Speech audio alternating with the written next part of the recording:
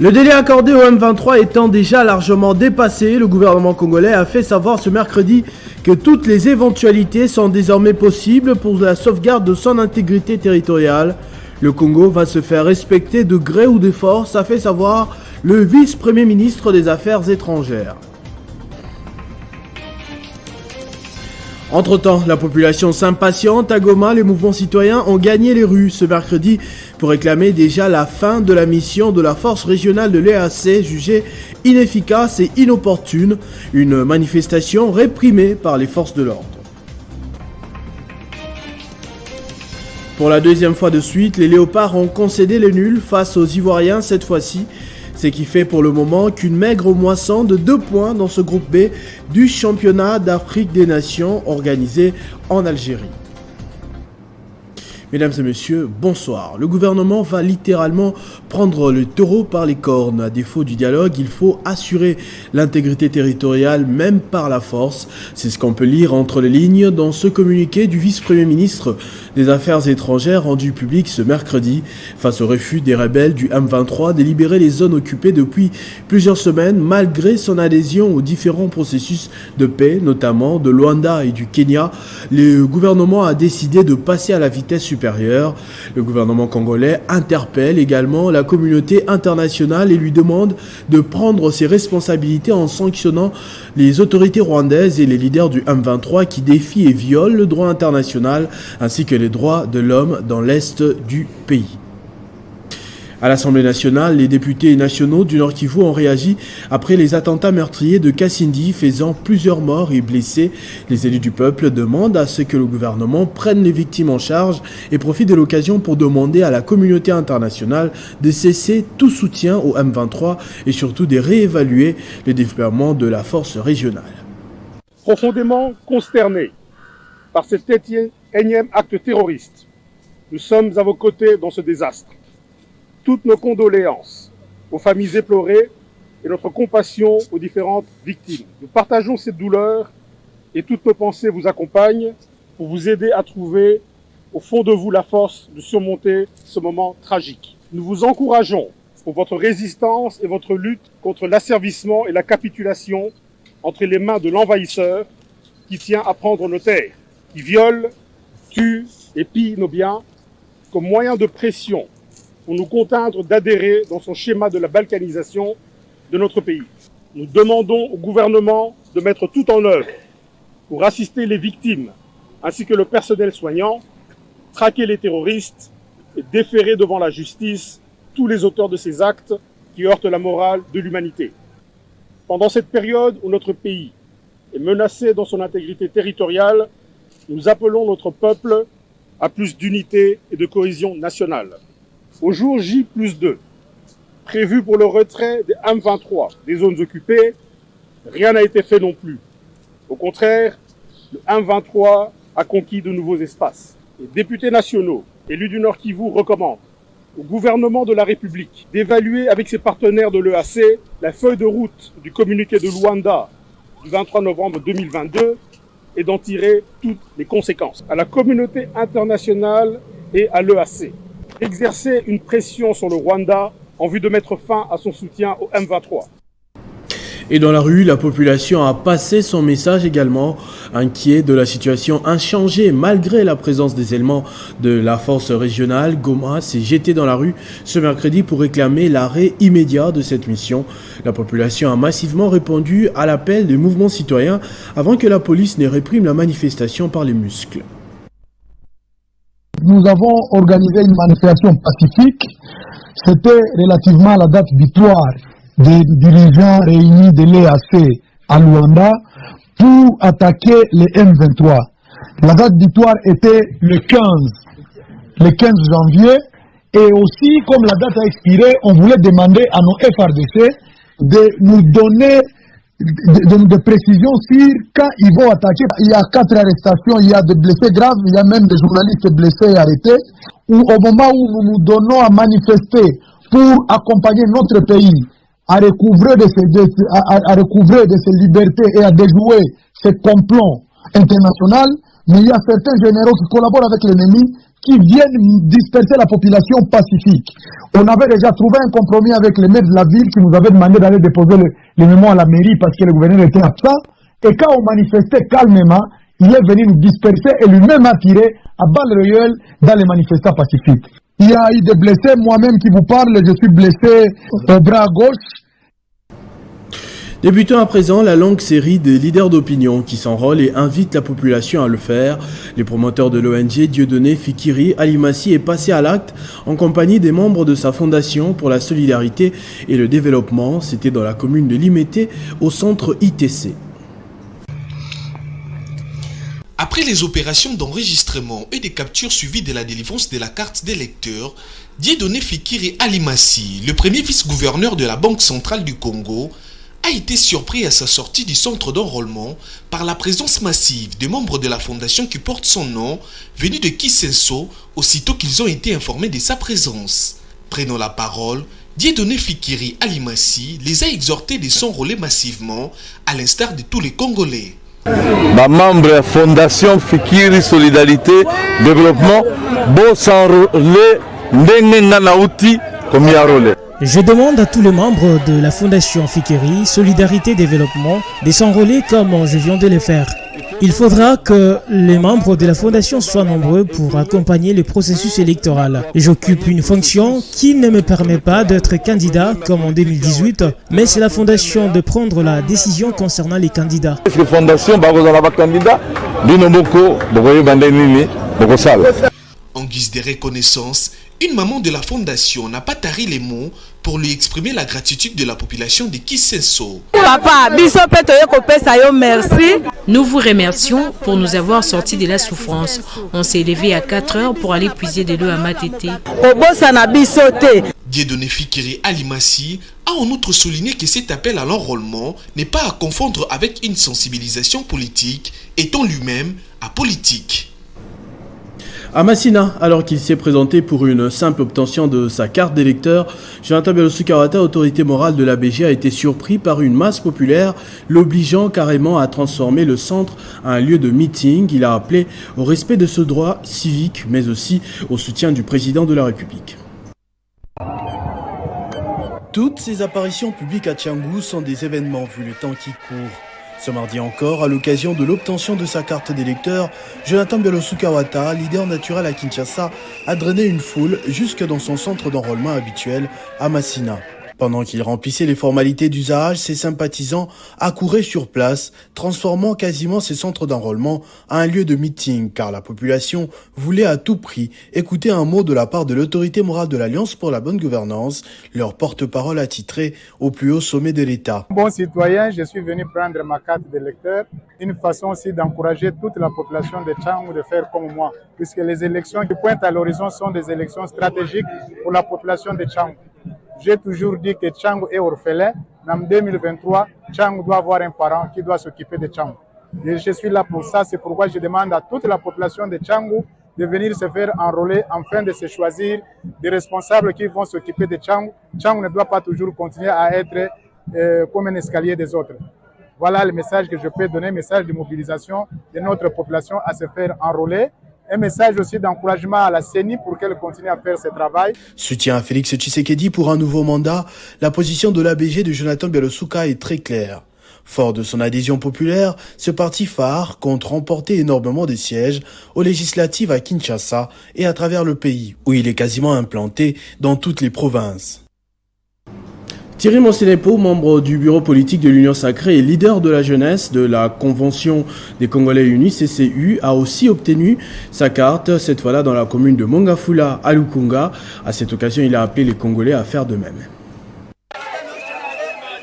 Accompagné des différents membres de la Convention de Congolais Unis, Jean-Thierry Monsenepo, membre du bureau politique de l'Union Sacrée et leader de la jeunesse des CCU, s'est fait enrôler ce mardi au quartier Tchad dans la commune de Mongafula à Lukunga. Était en train de traîner les pas pour s'enrôler massivement, puisque c'est leur devoir en tant que citoyens et citoyennes de venir prendre la carte d'électeur qui pourrait leur permettre non seulement de l'utiliser comme identité, mais aussi de revendiquer le vote aux jours et dates prévus par la CENI. Sur place, il a sensibilisé à l'enrôlement afin de s'approprier les pouvoirs, de se choisir librement le dirigeant et parle de l'importance de la carte d'électeur. A une importance capitale en ce qui concerne l'identité de l'individu. Et je pense que cette carte reprend les identités de l'individu que je suis, ainsi que mes origines. Deuxièmement, le visage qui est là, c'est bien moi que l'on peut facilement reconnaître. Donc, à mon humble avis, cette carte est bonne. Donc, j'invite encore une fois la population de venir s'enrôler et de prendre en compte cette carte qui est une bonne carte qui leur permettrait de pouvoir participer en tant que candidat, mais aussi en tant qu'électeur. Conformément au calendrier publié par la CENI, le processus d'identification et enrôlement des électeurs, lancé le 24 décembre 2022, va aller sauf imprévu jusqu'au 24 de l'année en cours. Cadre du Palou, Prince Kangila s'est acquitté de son devoir civique à Tchangou. Il se met en ordre de bataille pour les prochains scrutins.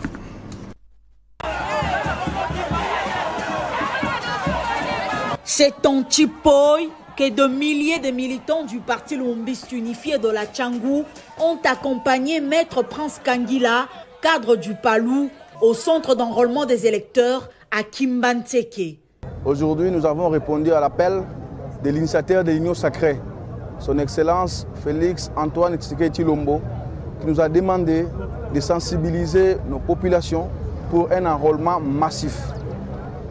J'ai accompli aujourd'hui un devoir civique en tant que patriote et militant du parti Lumumbiste unifié, dirigé par le secrétaire général chef du parti, Willy Makiashi. Nous sommes descendus dans notre terre, la terre qui nous a vu naître, notre Tchangou natal. Maître Prince Kangila appelle à l'enrôlement massif. J'invite mes amis d'Entselé, mes amis de Maluku, mes amis de Plaza, Mankana, allez vous faire enrôler massivement parce qu'il faut que cette fois-ci Tchangou soit valablement représenté par ses dignes fils d'abord et donner un second mandat au chef de l'État, notre champion. La centrale électorale attend près de 50 millions d'électeurs pour l'opération d'enrôlement des électeurs sur toute l'étendue du territoire national.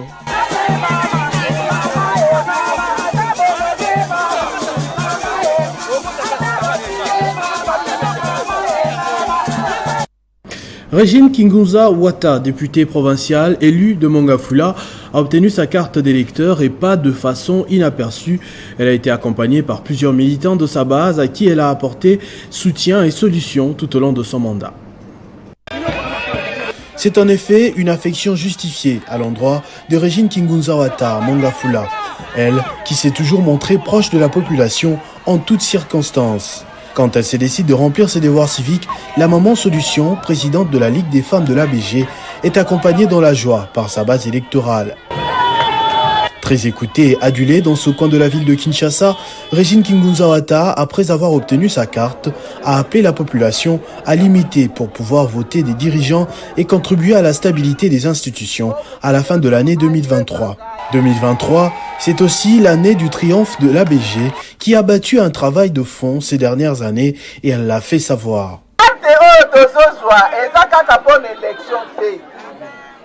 Na mboka toza nanu na carte ya identité te yango eservaka biso carte kolakisa ete oyo eza yo ekoki kolakisa ke yo oza vrai congolais toyokani biso nyonso totikali tozwi nanu carte te mama alakisi yo ke ye azwi yo mpe lobi ya kolakisa mama ke nga mpe nazwaki.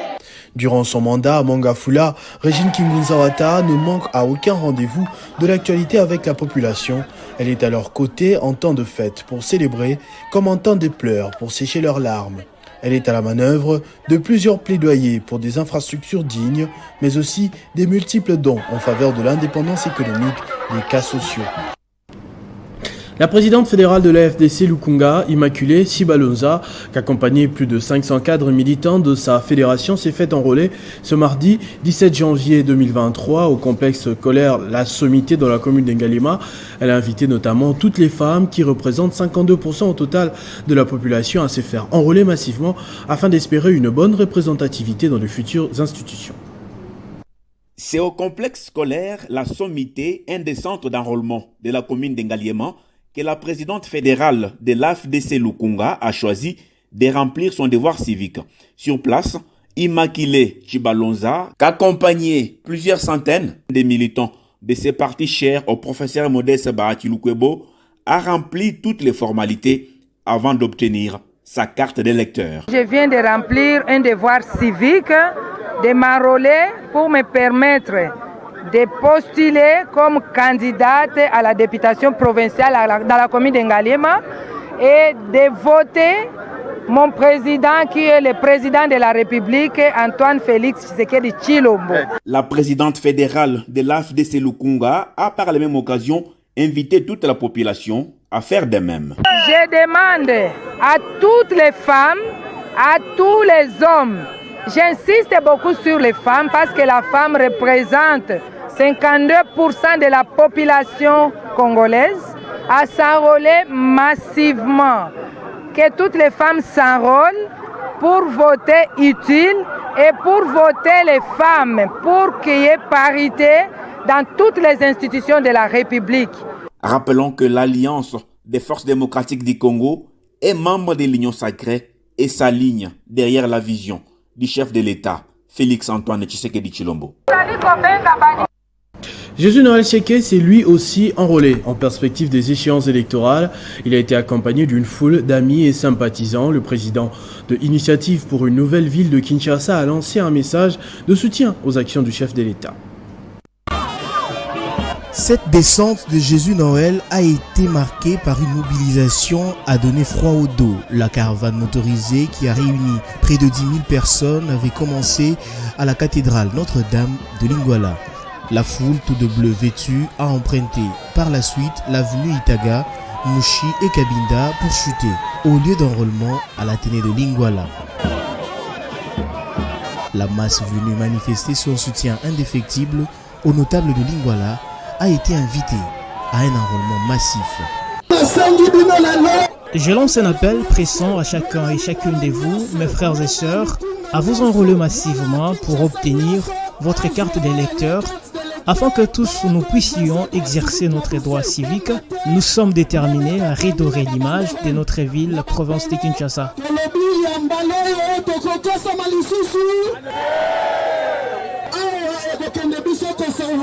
Jésus Noël Cheke a par ailleurs estimé que la ville de Kinshasa, longtemps détruite par une mauvaise gestion, sera capable de se relever grâce aux personnes intelligentes et ambitieuse afin d'amorcer le processus de développement tant attendu.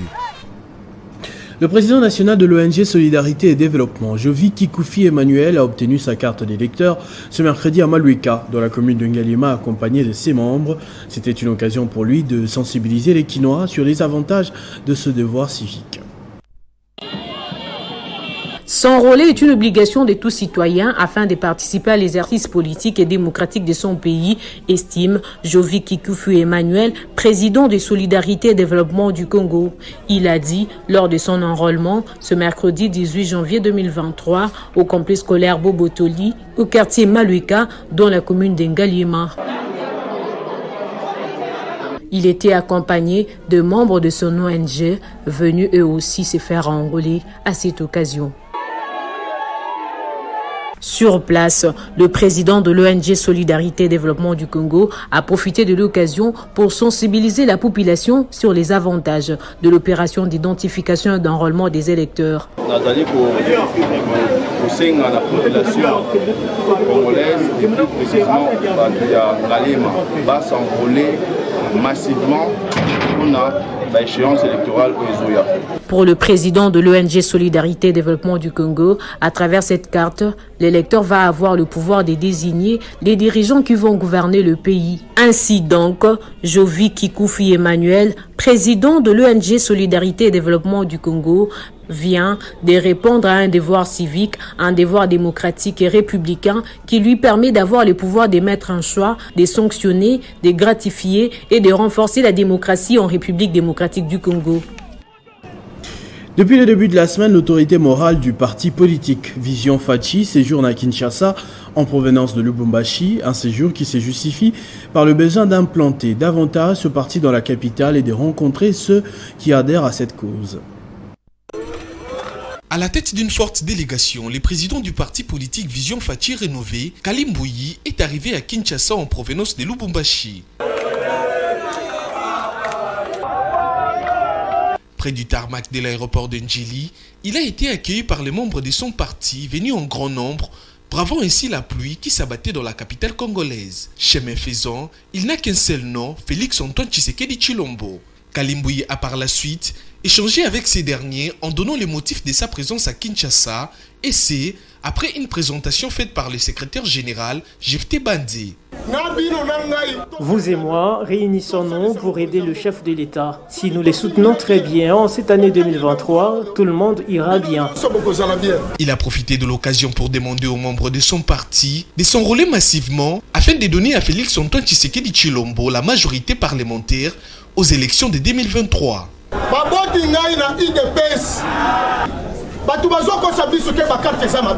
Je suis fils de l'UDPS. Les gens nous mentent sur la qualité de la carte alors qu'elle est de bonne qualité. Les drapeaux du parti politique Vision Faci rénové va désormais flotter à Kinshasa, se rangeant ainsi derrière la vision du chef de l'État, Félix Antoine Tshisekedi Tshilombo. Au parti Union de libéraux acquis au changement, UNILAC en sigle, l'heure est à la redynamisation à l'approche des élections. Lundi, dans la commune de Kimbanseke, il a été procédé à l'installation du comité de la fédération de ce parti dans cette partie de la capitale. Cette cellule a pour mission mobiliser et sensibiliser la population à l'enrôlement.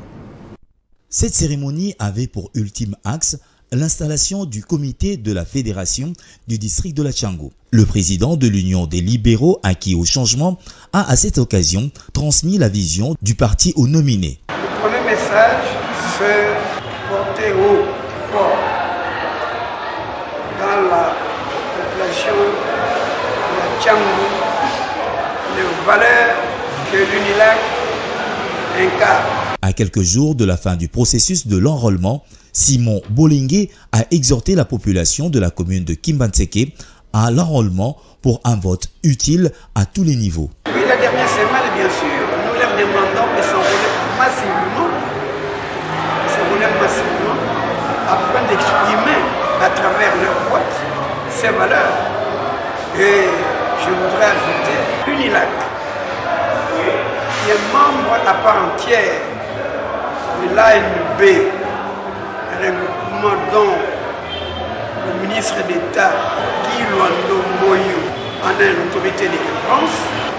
UNILAC, dis-je, a déjà porté son choix sur le futur président de la République. Il s'y est de noter qu'à l'invitation de l'UNILAC, cette cérémonie a connu la présence des représentants des partis membres de la plateforme À nous de bâtir le Congo, ANB, sous la direction de son autorité de référence, Guy Luando Mboyo, qui s'investissent pour un second mandat de Félix Tshisekedi à la tête du pays. Fifi Masuka face à la jeunesse dans le cadre des enjeux politiques de l'heure. C'est sur cette matière que la gouverneure du Lualaba s'est entretenue avec la communauté juvénile de sa juridiction dans le cadre de la commémoration du 62e anniversaire de l'assassinat de Patrice Emery Lumumba. 32e anniversaire d'assassinat de Patrice Emery Lumumba, la gouverneure du Lualaba l'a mis à profit d'un rassemblement immense des structures de la jeunesse. Le rôle et les défis de la jeunesse face au contexte actuel, c'est la matière sur base de laquelle la chef de l'exécutif provincial s'est entretenue avec la communauté juvénile de la province. Dans la salle polyvalente Rejoice, pleine à craquer, Marie-Thérèse Masuka Saini a justifié l'entretien par son souci de relayer le message du président de la République au cours de sa grande rencontre avec la représentation des jeunes de toute la RDC en novembre dernier au Palais du Peuple. En présence des députés provinciaux et quelques membres de son gouvernement, elle a débuté son adresse par rendre hommage à Patrice Emery Lumumba d'avoir mis sa jeunesse au profit de l'indépendance de la RDC avant de féliciter le chef de l'État qui ne cache pas sa considération envers la jeunesse congolaise, surtout en cette période où le pays est victime d'une agression injuste dans la province du Nord Kivu. Je rends mes hommages les plus déférents à son Excellence Félix Antoine Tshisekedi Tshilombo, président de la République et chef de l'État, pour sa clairvoyance sur les perspectives de la jeunesse dans le développement de notre nation. L'assistance a eu l'occasion de suivre la projection des réalisations infrastructurelles phares du gouvernement provincial en un temps record dans le cadre de la mise en œuvre de la vision du président Tshisekedi. L'autorité provinciale a sensibilisé chacun à participer massivement à l'opération d'enrôlement des électeurs prévue au Lualaba à partir du 24 janvier 2023 pour prétendre voter et se faire voter. Son voisin, Katangé, Jacques Kabula Katoué, gouverneur de la province du Haut-Katanga, a été primé pour son efficacité par l'association GSR Congo. Au fleuve Congo Hôtel à Kinshasa, le prix de meilleur gouverneur du quinquennat lui a été décerné. Décidément, cette fois encore, il est en tête du sondage organisé à travers le pays par le groupe des serviteurs de la République GSR Congo. Jacques Kabula Katoué, puisqu'il s'agit de lui, troisième gouverneur élu de la province du Haut-Katanga depuis mai 2019, s'est vu encore une fois récompensé pour ses nombreuses réalisations au service des populations. Au cours de cette soirée de remise de prix organisée au fleuve Congo Hôtel à Kinshasa, plusieurs personnalités politico-administratives ont été primées, à l'instar du président du Sénat, Modeste Bahati-Lukwebo, et tant d'autres. Jacques Kabula Katoué, représenté par son ministre de la Communication, a raflé dans sa catégorie le prix de meilleur gouverneur du quinquennat sous les ovations de l'assistance. Au nom du gouverneur, Arce Joseph Kayumba a rendu hommage au chef de l'État Félix Antoine Tshisekedi Tshilombo pour la confiance placée sur la personne de Kabula. Je dis sincèrement merci au chef de l'État, son Excellence Félix Antoine Tshisekedi Tshilombo, pour la confiance qu'il continue à placer. Cette énième récompense vient justement confirmer la thèse selon laquelle Jacques Kabula Katoué était un serviteur de la province du Haut-Katanga qui a pu, à travers son leadership et son management avéré, se déployer sur tous les fronts de la vie de sa province, tels que la sécurité, la réhabilitation et la construction des infrastructures durables, la stabilisation du prix du sac de farine de maïs, à travers sa politique agricole de subventions en intrants, l'adduction d'eau potable et de l'électricité, ainsi que les vivre ensemble entre les communautés, à travers par exemple la table ronde Kasai-Katanga en juillet dernier. Un parti politique vient de voir le jour à Gbadolité, chef-lieu de la province du Nord-Ubangi, village d'origine de feu Maréchal Mobutu Sese Seko. Il s'agit du parti Agir pour le développement du Congo, nouveau ADCN, du député national Justin Dédé Kodoro. La date historique du 17 janvier, celle de l'assassinat de tout premier ministre du Congo, devenu indépendant, a été choisie par les députés nationaux Justin Dédé Kodoro pour la sortie officielle de son parti politique dénommé Agir pour le développement du Congo nouveau, ADCN. Une première du genre à Gbadolité, chef-lieu de la province du Nord-Ubangi, pour un parti politique envergure nationale. Des milliers de personnes se sont déplacées, venues notamment de Kinshasa, Sud-Ubangi, de la Mongala, du Nord Kivu et d'autres provinces du pays pour prendre part à cette cérémonie. Dans son mot, le député national Justin Dédé Kodoro s'est dit satisfait de l'événement du jour et a promis son soutien au pouce. Ce nouveau-né dans le monde politique vient apporter son soutien aux actions du président de la République Félix Antoine Tshisekedi Tshilombo, a dit Dédé Kodoro, président national de ce parti politique. L'ADCN augure sa sortie officielle en ce jour dans la ville de Gbadolité. Annonce d'or et déjà sa participation aux échéances électorales de décembre 2023. Au niveau de la présidence de la République, notre parti annonce sans attardement son soutien indéfectible et sans faille à la candidature de son Excellence Monsieur le Président Félix Antoine Tshisekedi Tshilombo pour un second mandat. À la fin de cette activité, l'autorité morale du parti politique Agir pour le développement du Congo Nouveau, Justin Dédé Kodoro, s'est dit satisfait de l'événement du jour et a promis son soutien à la candidature du président de la République. Après sa sortie officielle, la fondation Grande Famille Tchopo est passée à l'action. Elle a, lors de sa tournée, posé certains gestes de solidarité à l'intention des enfants en rupture familiale encadrés dans le centre Saint-Laurent du Sacré-Cœur de Jésus-Christ à Kisangani. Tite Tongo Bapé-Abalé, initiateur de la fondation Grande Famille Tchopo, a conduit une délégation de membres de GFT dans le centre Saint-Laurent du Sacré-Cœur de Jésus-Christ. Sur place, cette structure, qui a pour mission la promotion de l'entrepreneuriat de jeunes, a partagé un dîner avec plus de 70 orphelins. Hormis ces repas, la fondation GFT a également remis un lot important des médicaments aux responsables de cet orphelinat, question d'assurer une prise en charge médicale de ces enfants en rupture familiale. Un jour avant, soit le 16 janvier, la fondation GFT a vu le jour à Kisangani. À en croire son initiateur, Tite Tongo, il est temps que le jeune se désolidarise des critiques, mais s'adonne plutôt à trouver des solutions pour la province de la Tchopo en particulier et de la RDC en général. Nous avons vu que la crème intellectuelle de la Tchopo est en train de réfléchir en cheval, en groupe dispersé. C'est pourquoi vous avez vu cet appel. Nous avons fait appel à tous ces jeunes, tous ces étudiants et tous ces jeunes capables de pouvoir réfléchir dans ces cadres que nous appelons la grande famille Tchopo. Rappelons que la fondation Grande Famille Tchopo se veut un cadre réunissant la crème intellectuelle de la province de la Tchopo. Elle vise aussi à aider la jeunesse dans l'entrepreneuriat, la former et réveiller en cette catégorie des Congolais l'esprit patriotique et scientifique. Il y a eu énormément d'actions ce soir dans la rencontre qui opposait les léopards de la RDC aux éléphants de la Côte d'Ivoire, mais les deux sélections se sont neutralisées sur un score de 0 but partout. C'est le deuxième match nul des léopards qui n'avaient pas su faire la différence déjà ce week-end face aux Ougandais. Christian Bokaya a suivi la rencontre sur place en Algérie pour le compte de Télé 50. Effectivement, c'est une équipe de la RDC qui a joué sans âme. On s'attendait vraiment à un résultat, on va dire, positif. Ce soir, face à la Côte d'Ivoire, c'est-à-dire 11-3 points, question de se mettre dans les eaux plaisibles, des choses qu'on n'a pas su faire. On a joué avec beaucoup de déchets techniques du début jusqu'au dernier quart d'heure, puisqu'on espérait un peu faire mieux avec les différents changements opérés par les sélectionneurs Otis Ngom en seconde période. Nonobstant quelques occasions de but qu'on a pu se procurer, hélas, on n'a pas pu, en tout cas, les concrétiser.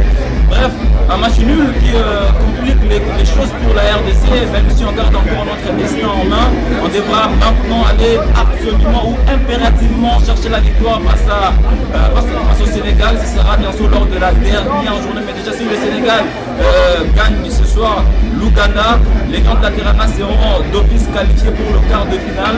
Et oui, on souhaite déjà, on va le dire ainsi, la victoire du Sénégal. Question de bloquer un peu l'Ouganda, parce que si l'Ouganda gagne, ça va totalement compliquer les choses dans le groupe B. Bref, pour le match de ce soir, beaucoup de regrets dans le rang de Tissimo Makoni, une équipe qui a joué sans âme. Il n'y a pas de métronome, il n'y a pas cette star qu'on pouvait bien voir porter l'équipe nationale sur ses épaules frères. Bref, on est passé à côté de notre match. L'équipe en face aussi s'appelait la Côte d'Ivoire, malgré quelques bourdes défensives du côté de la RDC. Cette équipe ivoirienne n'a pas su, en tout cas, saisir la balle au banc pour faire mal à la RDC. C'était Christian Bokaya depuis l'Algérie pour le compte de Télé 50, comme je le disais tout à l'heure. C'est cette nouvelle qui clôture ce journal. Je vous en rappelle tout de suite les principaux titres. Le délai accordé au M23 étant déjà largement dépassé, le gouvernement congolais a fait savoir ce mercredi que toutes les éventualités sont désormais possibles pour la sauvegarde de son intégrité territoriale. Le Congo va se faire respecter de gré ou de force, a fait savoir le vice-premier ministre des Affaires étrangères. Entre-temps, la population s'impatiente. À Goma, les mouvements citoyens ont gagné les rues ce mercredi pour réclamer déjà la fin de la mission de la force régionale de l'EAC, jugée inefficace et inopportune. Une manifestation réprimée par les forces de l'ordre. Pour la deuxième fois de suite, les Léopards ont concédé le nul face aux Ivoiriens cette fois-ci, ce qui fait pour le moment qu'une maigre moisson de 2 points dans ce groupe B du championnat d'Afrique des Nations organisé en Algérie. Vous avez suivi en fin de journal notre envoyé spécial en Algérie, Christian Bokaya. À tous et à toutes, merci de votre attention soutenue. Restez fidèles au programme de votre chaîne Télé 50. Vivez heureux, vivez 100 ans, mesdames et messieurs.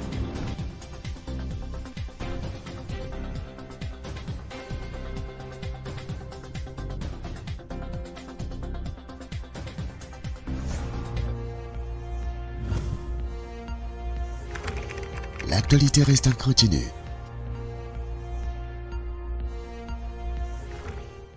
La communauté Boulouba réunie au sein de Boulouba Ibukata, ASBEL, informe l'opinion tant nationale qu'internationale que depuis un certain temps, il s'observe des groupes d'individus membres de notre association qui, sans mandat ni qualité, s'illustrent par des déclarations tendant à engager notre prestigieuse communauté. Tel est le cas des déclarations d'un groupuscule de 13 personnes avec à la tête l'un de ses membres en la personne de Moukalai Moulongo Junior, communément appelé Tario, manifestement motivé par un positionnement politique, déclaration faite au cours d'une supposée cérémonie d'échange de vœux dont l'élément diffusé dans les journaux télévisés d'une chaîne locale circule à travers les réseaux sociaux. La communauté rappelle ses dignes fils à l'ordre et à la retenue dès lors que le nom qu'il porte est très respecté dans notre association. La communauté par son président tient à fixer l'opinion que par la modification de ses statuts intervenue en juillet 2006, le peuple Moulouba, locuteur autochtone de Kilouba, avait consacré la fédération des associations socio-culturelles ou mutuelles de l'espace Boulouba ainsi que celle de tous les Boulouba en une seule association dénommée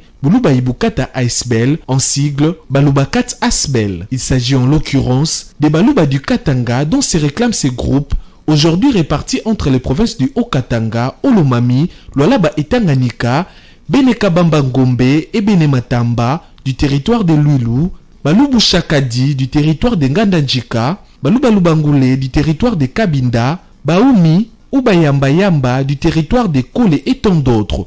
L'association Boulouba Ibukata Asbel, qui fédère tous les Balouba, y compris les Balouba du Katanga dont il se réclame, est une structure reconnue, régie par la loi cadre sur les associations sans but lucratif. C'est son président national en la personne de l'honorable Bangamoko Dieudonné peut l'engager et les cas échéants toute personne déléguée par lui. Ensuite, par son président, la communauté Boulouba réunie au sein de Boulouba Ibukata Asbel précise que toute autre déclaration de ce genre tenue par des personnes mal intentionnées au nom de Balouba du Katanga pour leurs intérêts sordides n'engage que leurs auteurs et leurs commanditaires et demande par la même occasion à tout le monde de se méfier de ces personnes et de se référer aux seules structures officielles pour toute éventualité. Enfin, le président de la grande communauté Boulouba Ibukata exhorte les filles et fils de l'espace Boulouba à faire montre de la discipline, de l'unité, de la cohésion et à privilégier la paix et la concorde en évitant d'être utilisés à des fins de déstabilisation de la communauté, qu'on se les dise et qu'on se les tienne pour dit. Fait à Lubumbashi, le 17 janvier 2023, communiqué signé Honorable Bangamoko Dieudonné, président national.